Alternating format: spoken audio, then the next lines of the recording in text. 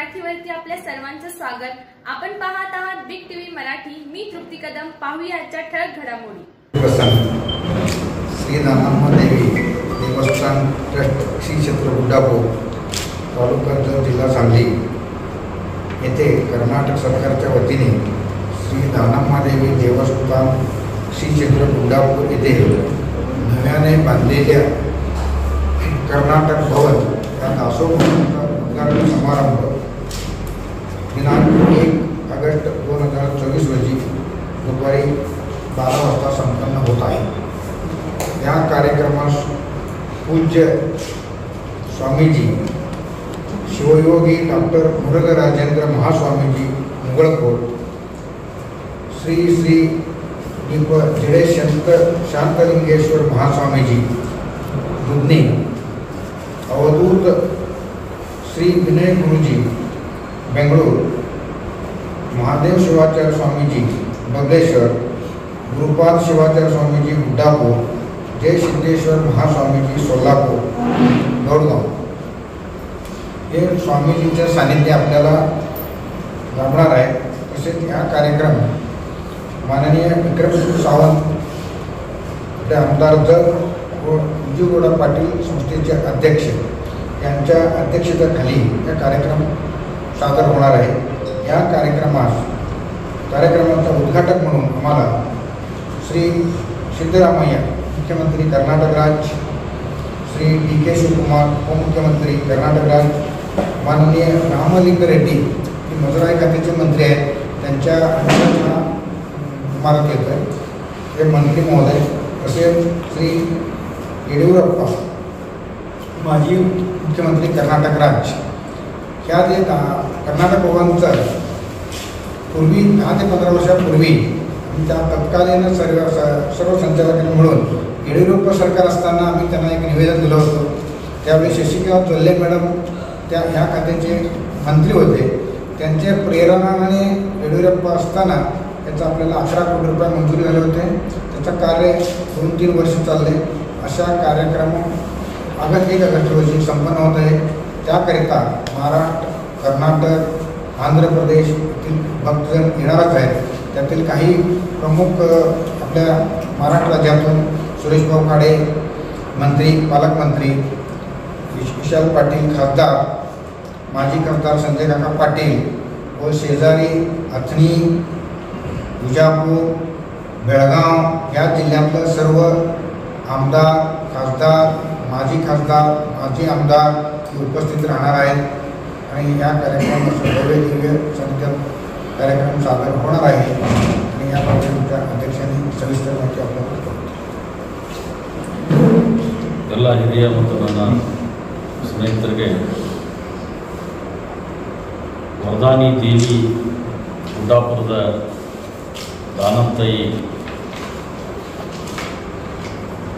ಒಂದು ಉದ್ಘಾಟನಾ ಸಮಾರಂಭದ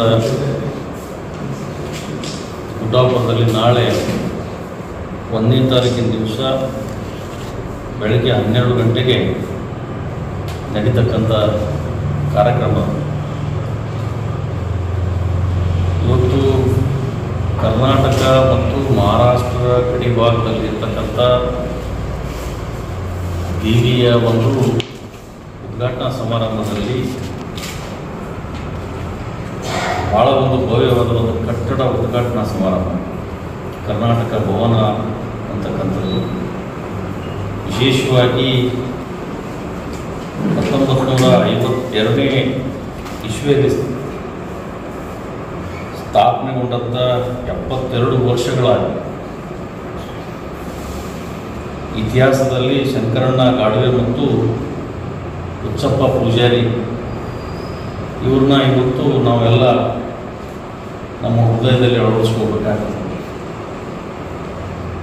72 ವರ್ಷ ಇವತ್ತು ಸ್ಥಾಪನೆ ಆದ ನಂತರ ವಿಶೇಷವಾಗಿ ನಮ್ಮ ಕರ್ನಾಟಕ ಭಾಗದಲ್ಲಿ 90% ಇವತ್ತು ಭಕ್ತರು ಕರ್ನಾಟಕದಿಂದ ಬರ್ತಕ್ಕಂಥದ್ದು। ಆದರೆ ಇವತ್ತು ಸನ್ಮಾನ್ಯ ಮಾಜಿ ಮುಖ್ಯಮಂತ್ರಿಗಳು BS ಯಡಿಯೂರಪ್ಪ ಅವರು ಸರ್ಕಾರ ಸಂದರ್ಭದಲ್ಲಿ ಬಸವರಾಜ ಬೊಮ್ಮಾಯಿ ಅವರು ವಿಶೇಷವಾಗಿ ಆ ಸಂದರ್ಭದಲ್ಲಿ ಶಶಿಕಲಾ ಜೊಲ್ಲೆ ಅವರು ಮಂತ್ರಿ ಕೂಡ ಇದ್ದರು.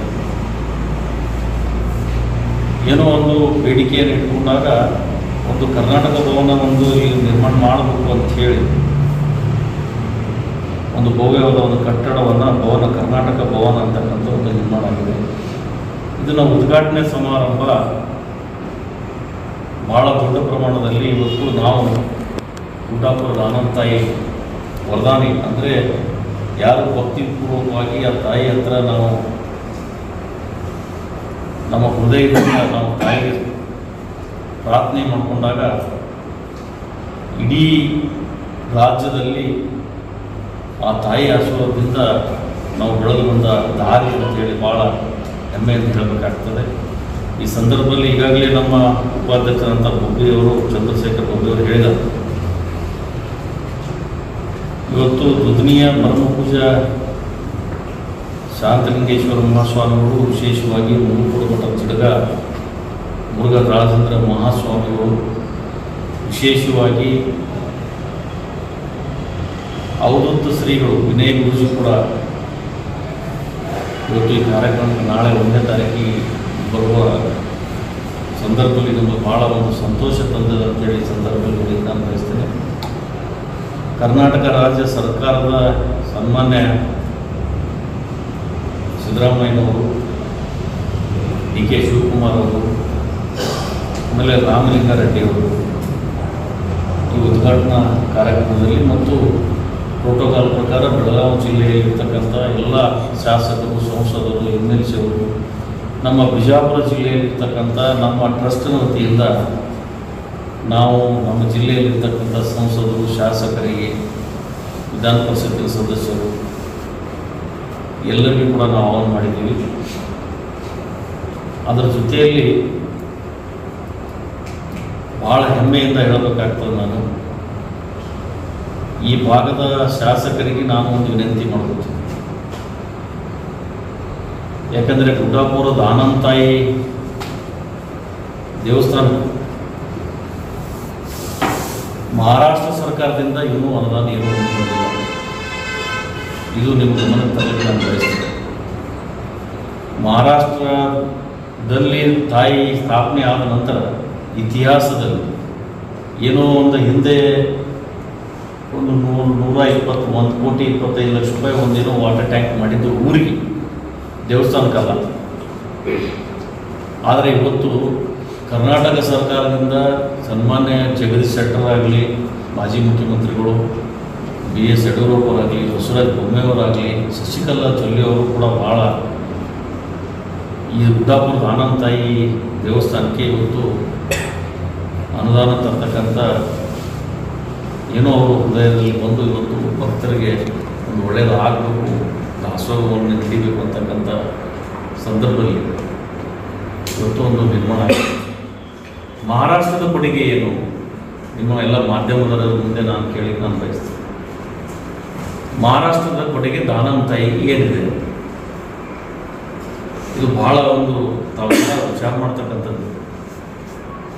ಇಂಥ ಒಂದು ಭವ್ಯವಾದ ಒಂದು ಕಟ್ಟಡ ಇಲ್ಲಿ ನಿರ್ಮಾಣ ಆಗಬೇಕು.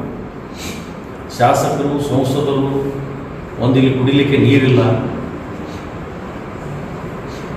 ಇಲ್ಲಿ ತಿರುಗಾಡಲಿಕ್ಕೆ ಒಂದು ರೋಡ್ ಇಲ್ಲ.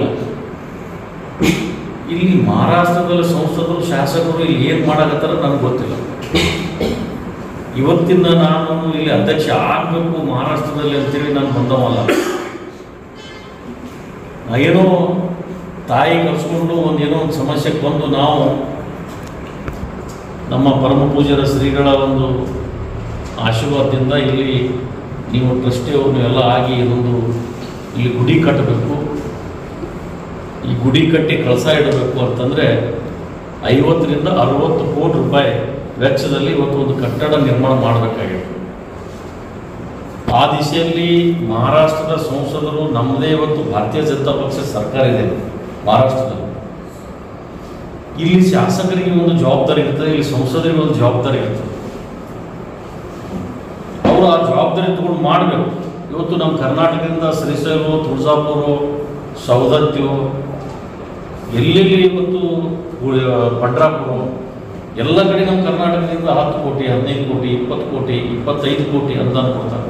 ಮಹಾರಾಷ್ಟ್ರದವ್ರದ್ದು ಇಲ್ಲಿ ಏನೂ ಕೊಡುಗೆ ಇಲ್ಲ. ಮಹಾರಾಷ್ಟ್ರದವರು ಇಲ್ಲಿ ಇರ್ತಕ್ಕಂಥ ಸಂಸದರಿಗೆ ಶಾಸಕರಿಗೆ ಒಂದು ವಿನಂತಿ ನಾನು ಮಾಡ್ಕೋತೀನಿ. ಯಾಕಂದರೆ ಇವತ್ತು ಸರ್ಕಾರ ಯಾವುದೇ ಇರಲಿ, ಇಲ್ಲಿ ಪಕ್ಷಾತೀತವಾಗಿ ನಾವು ಕೂಡ ಈ ದೇವಸ್ಥಾನದಲ್ಲಿ ರಾಜಕಾರಣ ಮಾಡೋದಿಲ್ಲ ಅಂಥೇಳಿ ನಾವು ಪ್ರಮಾಣ ಮಾಡಿದ್ದೀವಿ. ನಾವೆಲ್ಲರೂ ಕೂಡಿ ತಾಯಿ ಭಕ್ತರಾಗಿ ಈ ಕಾರ್ಯಕ್ರಮ ಯಶಸ್ವಿ ಆಗಬೇಕು, ಅತಿ ಹೆಚ್ಚಿನ ಸಂಖ್ಯೆಯಲ್ಲಿ ಜನ ಬರಬೇಕು, ಇದು ಉದ್ಘಾಟನೆ ಆಗಬೇಕು. ಒಂದು 50 ರಿಂದ 60 ಕೋಟಿ ಭಕ್ತರು. ಹಿಂದೆ ಏನಾಯ್ತು ಅದ್ರ ಬಗ್ಗೆ ನಾನು ಚರ್ಚೆ ಮಾಡೋಕ್ಕೆ ಹೋಗಂಗಿಲ್ಲ. ಆದರೆ ಒಂದು ಭವ್ಯವಾದ ಒಂದು ಕಟ್ಟಡವನ್ನು ನಿರ್ಮಾಣ ಮಾಡಬೇಕಾಗಿದೆ. ಅದಕ್ಕೆ ಮಹಾರಾಷ್ಟ್ರದಲ್ಲಿರ್ತಕ್ಕಂಥ ಎಲ್ಲ ಸಚಿವರು, ಶಾಸಕರು, ಸಂಸದರು, ಗ್ರಾಮ ಪಂಚಾಯತಿ ಎಲ್ಲರೂ ಕೂಡಿ ಇದನ್ನು ಒಂದು ಒಳ್ಳೆಯ ರೀತಿಯಿಂದ ಒಂದು ಸಹಕಾರ ಕೊಡಬೇಕಂತ ಹೇಳಿ, ಇದು ನಾವೆಲ್ಲ ಮಾಡಿದ್ರೆ ಒಂದು ತೀರ್ಥ ಕ್ಷೇತ್ರ ಅಂಥೇಳಿ ಒಂದು ಯಾವ ರೀತಿ ಇವತ್ತು ಪಂಡ್ರಾಪುರ, ತುಳಜಾಪುರ, ಶ್ರೀಶೈಲ ಆಗಿದೆ, ಅದರ ತಾಯಿ 100ಕ್ಕೆ 100ರಷ್ಟು ಒಂದು ಆಶೀರ್ವಾದವನ್ನು ಮಾಡ್ತಾಳೆ ಅಂತೇಳಿ ಒಂದು ನಮ್ಮ ಆತ್ಮವಿಶ್ವಾಸ ಇದೆ.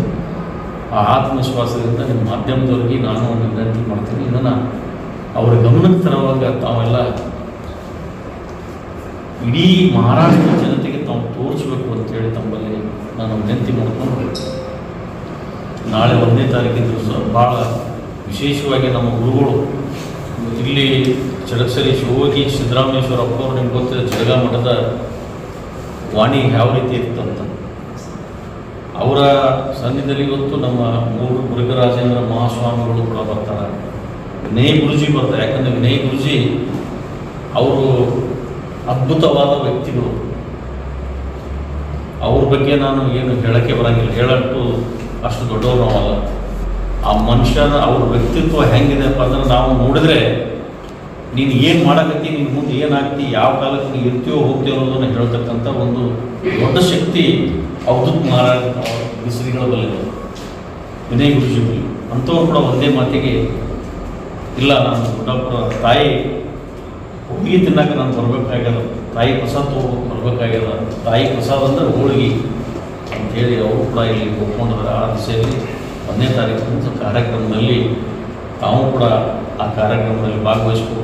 ಇವತ್ತು ಈ ಕಾರ್ಯಕ್ರಮ ಯಶಸ್ವಿಯಾಗಬೇಕು. ಮುಂದೆ ಮಹಾರಾಷ್ಟ್ರ ಸರ್ಕಾರ ಎಚ್ಚೆತ್ತುಕೊಂಡು ದಾನಂ ತಾಯಿ ಸೇವೆಯನ್ನು ಮಾಡಲಿ ಅಂತೇಳಿ ತಾಯಿ ಆಶೀರ್ವಾದ ಸಂಸದರಿಗೆ, ಶಾಸಕರಿಗೆ ಆಗಲಿ ಅಂತೇಳಿ ಸಂದರ್ಭದಲ್ಲಿ ಹೇಳಿ, 1ನೇ ತಾರೀಕಿನ ಈ ಭಾಗದ ಮಹಾರಾಷ್ಟ್ರದ ಅತಿ ಹೆಚ್ಚಿನ ಸಂಖ್ಯೆಯಲ್ಲಿರ್ತಕ್ಕಂಥ ಭಕ್ತರು ಬಂದು ಕಾರ್ಯಕ್ರಮ ಯಶಸ್ವಿ ಮಾಡಲಿ ಅಂತೇಳಿ ಅವರೆಲ್ಲರಿಗೂ ನಾನು ನೆನಪು ಬರೋದಾಗಿ ಕೇಳ್ಕೊಳ್ಳೋಕೆ ಬಯಸ್ತೀನಿ.